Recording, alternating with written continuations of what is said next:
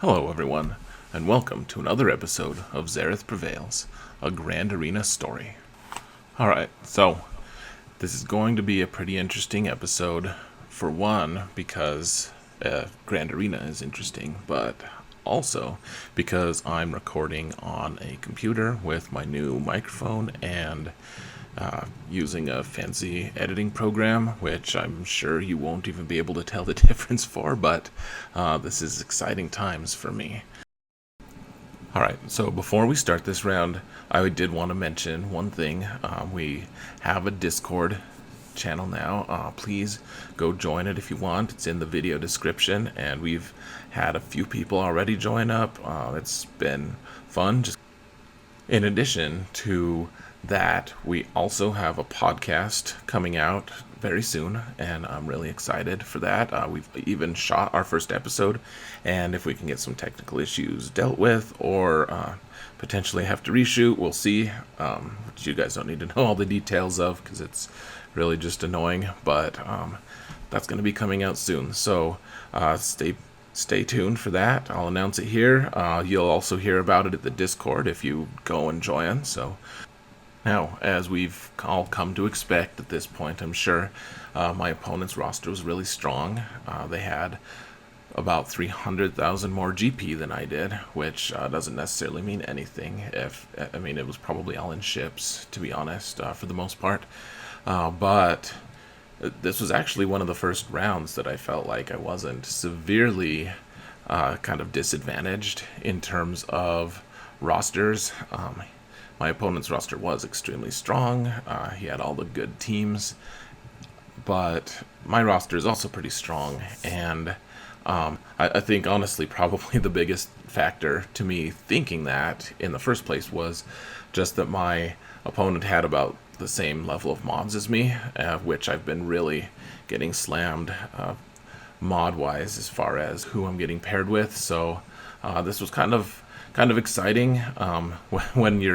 When you're not totally disadvantaged, it was gonna be a good round. So we started off with the obvious matchup here. I've talked about it at length. With Padme just needs to go into Nightsisters every single time at this stage. That may change in the future because Padme may not have her entire full squad yet, but Nightsisters are just a wonderful match for her.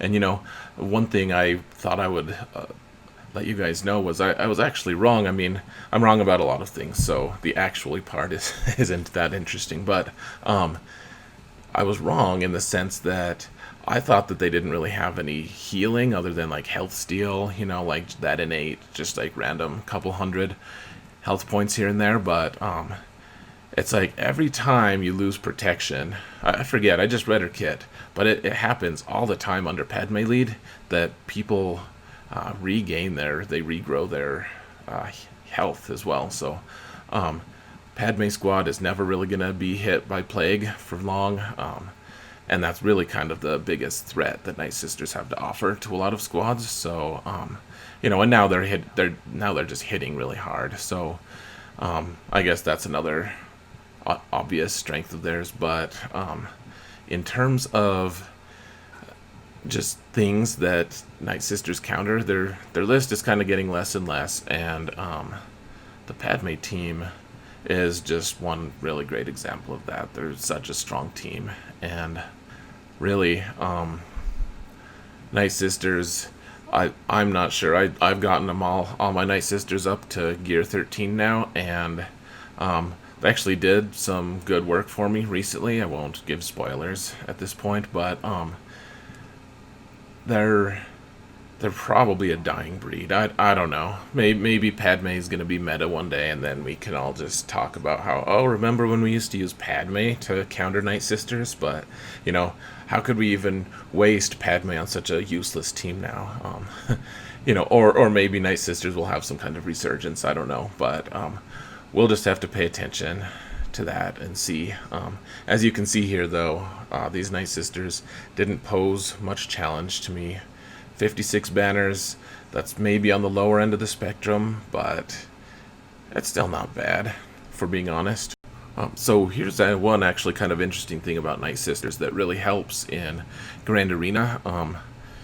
if you ever get one of those feats that say you have to kill like 24 guys with a certain faction or something, you could potentially get all of those in one go against Nightsisters by just killing the first 3 Nightsisters and then just spamming kills on Zombie like 21 other times. Just killing her over and over and over again, which is kind of messed up, but it's probably just worth thinking about. I don't know, just keeping that in mind. So here I had the option to use my KRU First Order team against theirs, and you can see that there's Nest here, and this is 2 things that First Order does really well. They do the mirror match really well because they're a turn meter train team, which means that they're constantly regrowing their turn meter, and because they're constantly doing that, the AI has a lot of opportunity to fail in terms of what kinds of decisions they make. You guys are used to that by now, but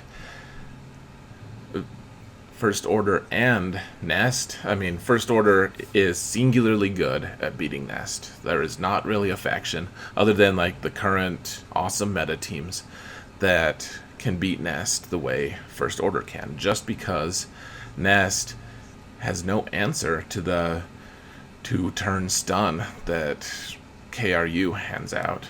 Unless she has some cleanser on her team, which that's kind of rare for the kind of teams she runs with, Nest really doesn't have much answer. And when she's with First Order, that means that there's one fewer guy or person that contribute to that turn meter. So, all that turn meter manipulation, there's one more person who doesn't really contribute. So I would, in general, guys, I would say that maybe don't put Nest with First Order. Nest is good, First Order is good, but together, Nest kind of works at cross purposes with First Order, to be honest. She's good with any squad that she's in. She's always going to be good, but there's a lot of teams, especially a synergy squad like First Order, where you're almost always going to have a better option. So, and that's not a rag on my opponent. It's just an observation I've made, I guess. So, as you can see, these guys are taking a while to get rid of, but in general, they're all stunned. They're really not going to be doing anything. It's just kind of a turkey shoot at this point. We're waiting for Nest. You can see she's got a little bit of protection up still, so we're just kind of waiting for her to get done with her stun. Her first stun, because she's stunned for 2 turns, and then once she's done with that, it looks like Executioner got a little greedy there, but in general, that's how you deal with Nest with KRU. You stun her, you hit her once so that she gets some protection up, but her overall health is gone, and then once she is available to hit again, once she has another turn, she takes her turn, but she's still stunned, so all that protection up goes away, and then you just pop her again, and then you stun her again, and you just rinse, repeat, and... Okay, so this match is something I'm a little bit excited about. As you remember from last episode, if you watched it, my Jedi Training Rey really did poorly against a Jango squad, Jango-led bounty hunters, and she didn't lose, but she lost 7 banners, which it's almost like a loss. In that matchup, you can't really afford for your second string guys to actually fail that bad. You need most of your banners in those situations, just so you can make up for potential like General Grievous, destroying half of your squad and you only getting 47 banners, something like that. You need consistency at the very least. So my idea here was to take Finn instead of Scav. Oh, and I shouldn't say it's my idea. Actually, one of my viewers DM'd me and gave me this idea. So thank you, Doofiend, if you're watching. Really solid idea. And Finn is probably going to be a mainstay here. You can see he's got the control element, which this team loves. They love to be able to control the field with this stun. And then the thing that I really like that is really interesting and fun to me is that Finn has another special that we all ignore, and no one plays Finn anymore, so no one pays attention, but he's got a special that regens protection, which is huge. Regens 20% protection on the entire team. And I'm sure there are other buffs and things, but that's the thing I'm really looking at here. So you have a nasty fight with bounty hunters.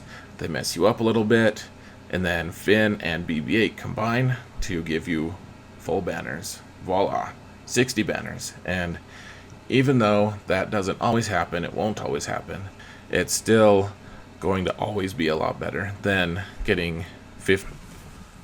Okay, so this next team coming up is kind of interesting, a little confusing as well.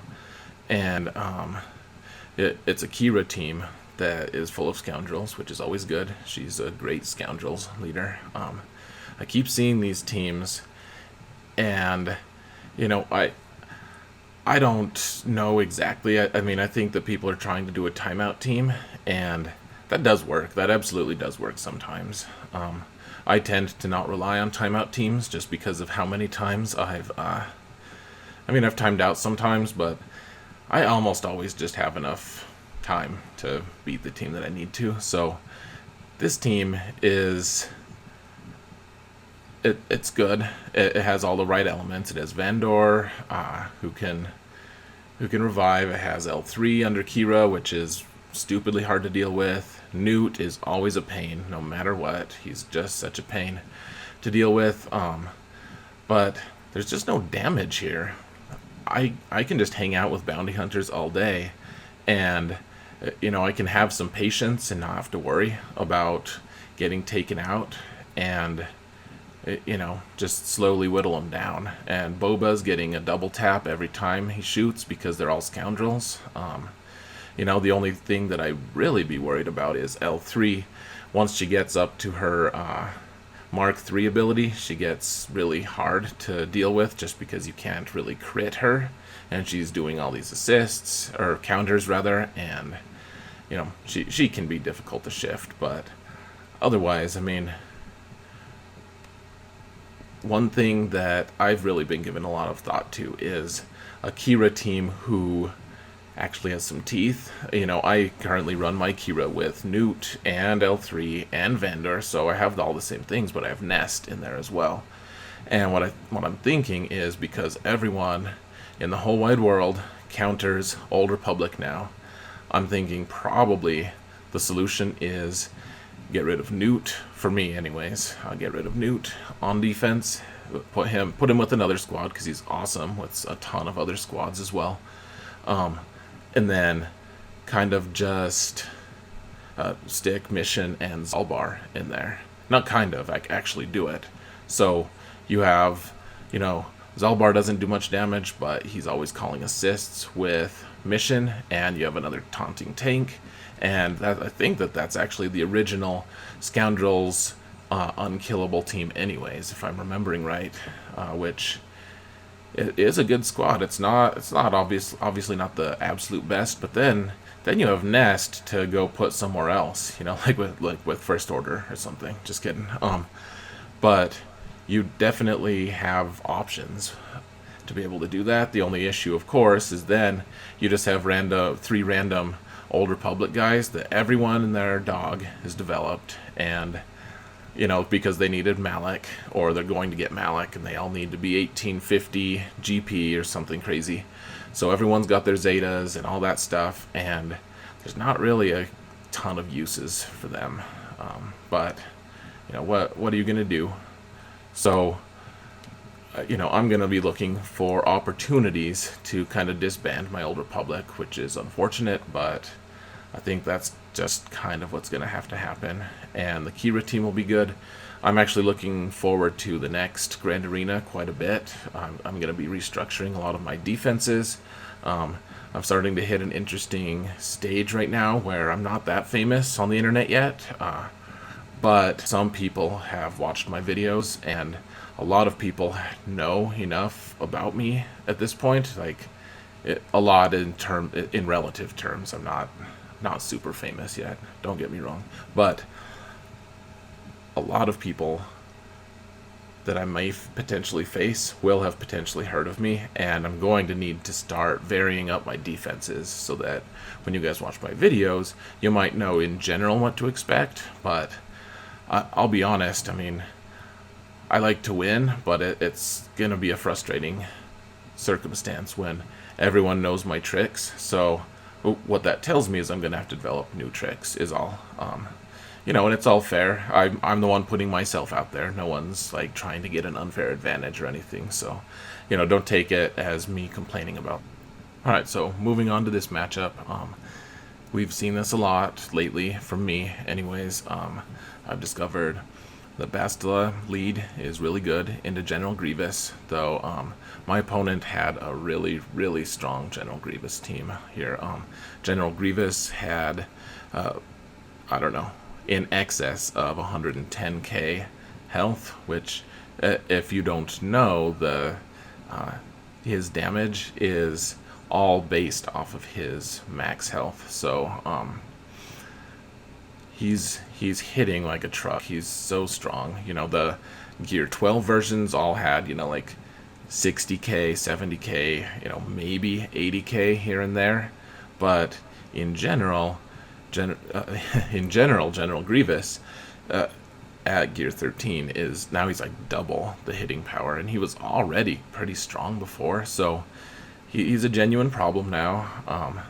And as you'll see, my protection actually starts getting cracked. I need to look at some videos myself actually and see what the best approach is, because it seems like I'm losing a lot of banners lately against General Grievous, and he is one of the best defensive squads right now in terms of making you lose banners, but other people are getting like 58 on me against my General Grievous squad, and I don't really know how they're doing that. So here's a fun General Grievous moment. My entire Jedi squad is gone. Jolee doesn't have any revives, and things are actually looking pretty grim here. I thought I was going to lose this match. I was pretty sure.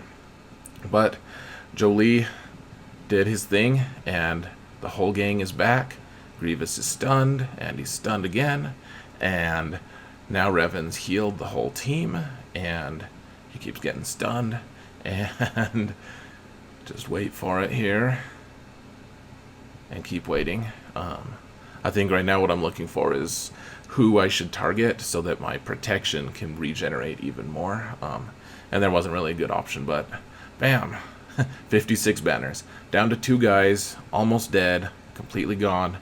Jolee comes in for the win, and everyone loves Jolee, right? So it's actually some good reminder. I need to upgrade his mods. Jolee, he has all health mods still, but none of them are 6E, which he's such a pain no matter what. But if you put all health mods on him with 6E on him, he's just so hard to move. It's so obnoxious, really. So I didn't really. I was glad actually that I didn't have a Darth Revan to beat in the front row, the front line, because I don't really know what I would have done here if I had already used my Darth Revan to beat their Darth Revan. My opponent would have had Jedi Knight Revan, and I don't really know. Like, maybe my Traya team would have had some traction. I don't know, but then I don't know who would have beat the Bossk. So this was a fortunate circumstance, just because I was even able to get an understrength, or at least had the opportunity to get an understrength win here, which I desperately need if I want to make the Kyber League. So it's really sad, the kinds of dirty things that Darth Revan can do to Jedi Revan these days, but I guess you won't find me complaining anytime soon about that. So 61 banners, nice, good result. And really, we're kind of coming in on the home stretch. I beat 3 of my opponent's zones. They have bugs, which I can counter easily with Geonosians, and then I wanted to take the opportunity to try Phoenix into Old Republic. So we have that coming up as a spoiler, I guess, because that's not what we're doing right now. So we've gone over this team a lot too lately. It seems like every single opponent that I have is running Geonosians with the Brood Alpha, and one benefit to me being able to take Darth Revan with only 4 guys in the last match was that I was able to test out putting Sith Trooper in here with Traya and still be able to get an undersized win. Just having one extra tank who is also sharing shots. I mean, the Traya team has never really been that efficient in terms of how many banners you can get, which I'm excited to see if Wat Tambor can do something about that, but that's a question for later, I suppose. But Geonosians, as long as people are taking Geonosians, we have to use Traya, basically, because we're all going to get that understrength win, and once we get the understrength win, then we get our feet, and everyone's happy, and honestly, this is kind of just an interesting stage right now, because it's like, if we take the Traya team, put her on defense, she can't really do that much. She's really good against the current slate of teams, so people are putting Geonosians down to counter that because they know that's going to draw Traya away. So in a lot of ways, it's just kind of a draw, and Geonosians aren't that good of a team in terms of banners anyways, because they're equalizing their protection, which is great on a survival basis, but otherwise it's not good for your overall banners for protection. So here I'm really excited about this Phoenix squad here. My opponent was running Royal Guard with them, which is perhaps not the best option, but I've seen it before. And honestly, Royal Guard is better than a lot of other options as well. I mean, in some ways, it's better than Juhani, but you can see there Zeb had a really hard hit on Karth. I'm really excited. I put his Zeta on. He hits like a truck now, and I'm wondering what I should do with Ezra, to be honest. He's just kind of sitting on my roster right now. He's not on any teams that I use with any consistency. He's gear 12 with a Zeta and decent mods, and I don't use him. And I think, honestly, that these 5 for Phoenix are better than, they're better together than with Ezra. So, Ezra's like the strongest guy on the team, and he's also the guy who is the least necessary somehow. So it's kind of strange. But one mistake I think I made in this match was I kept trying to focus on other characters than Zalbar. I'd try to get past his taunt, and then he would just regain it again, and that's kind of just growing pains from playing a new squad that you're not used to. But my perception was that he was just going to regenerate his protection too much for me to actually be able to get through him until he was alone. But eventually, there's just been so many taunts and so much disruption here that really, I think that in the end, I decided I was just going to bite the bullet and try to take him out. And things went a lot smoother after that. Obviously, he's not down yet, but apparently I'm giving you guys a lot of spoilers today, but I'm okay with that. But he is really hard to kill, especially with his Zeta and everything, but you can whittle him down.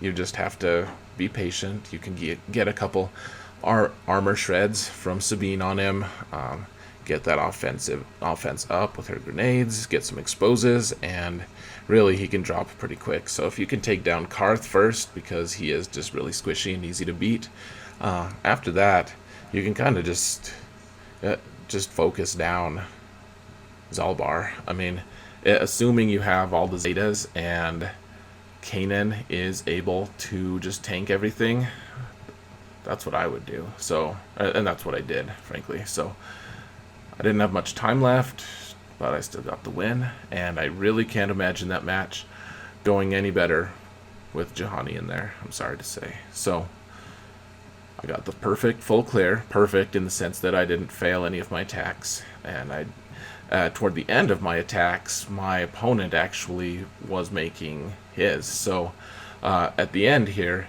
all I had left was a lone Rex squad, and I wasn't sure what was going to happen.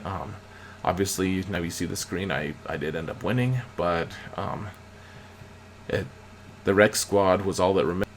And in this case, I mean, you see the Nightsisters actually got 2 extra defenses, and talking to my opponent after the fact, he said that the Nightsister Spirit one-shot Ahsoka, which was only gear 11, but took out the Padme team, and then turned around and beat the Traya team that he sent at them, and had to use CLS to clean them up. So after that, that kind of just set the tone for the rest of my opponent's attacks. So 3 really important teams all soaked up in one squad, and my opponent was not able to finish my Rex team, which Rex died after attack 8, I believe.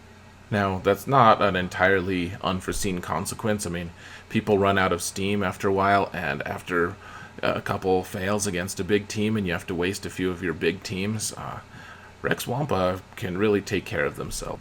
They're very similar to Nightsisters in the sense that if you don't have the right counter for them, you just really can't take them out. It's really hard, and so I think that's just what my opponent ran into, and that just happens sometimes, frankly, guys. Okay, and that's basically it, guys. Let's do one more spoiler, just because that's kind of the theme for this episode.